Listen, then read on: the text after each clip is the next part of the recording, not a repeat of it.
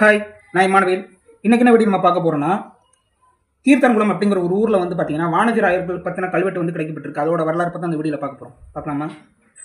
சிவகங்கை மாவட்டம் மானாமதுரை வட்டம் தீர்த்தன்குளம் இந்த ஊரில் வந்து பார்த்தீங்கன்னா பலரால் வழங்கப்படுற ஒரு கோயில் இருக்குது. ஒரு காவதேவ கோயில் இருக்குது. அந்த கோயில் பேர் வந்து பார்த்தீங்கன்னா மான்புண்டி நல்லாண்டவர் கோயில் அப்படிங்கிற ஒரு கோயில் வந்து தீர்த்தன்குளம்ங்கிற ஊரில் இருக்குது.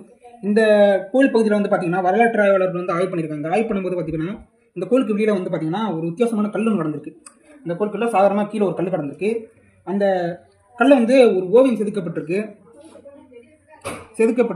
அந்த கல்வெட்டு ஓவியம் செதுக்கப்பட்டிருக்கு. அது எப்படின்னா தண்ணீர் குடுவை இருக்கிற மாதிரி வந்து அந்த ஓவியம் செதுக்கப்பட்டிருக்கு. அந்த ஓவியத்தில் வந்து பூவிலி வானதிராயர் தன்மம் கன்னிமா அப்படிங்கிற ஒரு வார்த்தை வந்து எழுதப்பட்டிருக்கு. இது வந்து முழுசாக வந்து முற்று பெறாத ஒரு வார்த்தை. அதாவது வந்து முழுசாக எழுதி வைக்காம கீழே இருக்கிற எழுத்து அழிஞ்சு போயிடுச்சு. ஆனால் மேலே இருக்கிற அந்த ஒரு எழுத்து மட்டும் இருக்கு.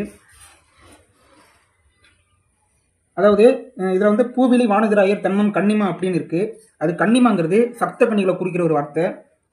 இந்த பகுதியில் வந்து தன்மம் அப்படின்னு இருக்கு. அதாவது இந்த பகுதியில் வந்து கன்னிமார்கள், அதாவது சப்தகன்னிகளோட கோயில் ஒன்று இருக்கு. அந்த கோயிலுக்கு வந்து தான தர்மம் வந்து வழங்கியிருக்காங்க. அதை பற்றின கல்வெட்டு ஆய்வாளர் சொல்றாங்க.